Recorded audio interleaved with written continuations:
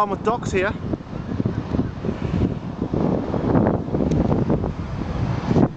Ship in here undergoing repairs, no doubt, or a refit. Deep natural harbour here.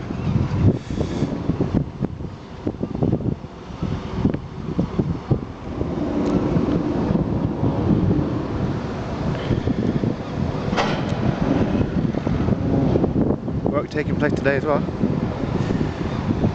being a Saturday. But I've got a warship out on the foul there.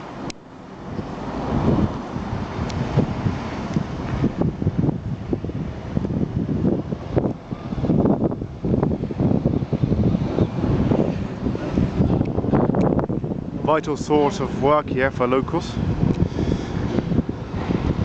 Had some threats over the years, but seem to be steadily trickling along with business at the moment.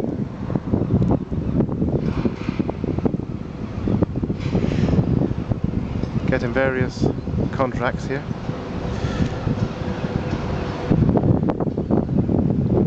Not just English ships either, but contracts from different parts or repairs, whatever.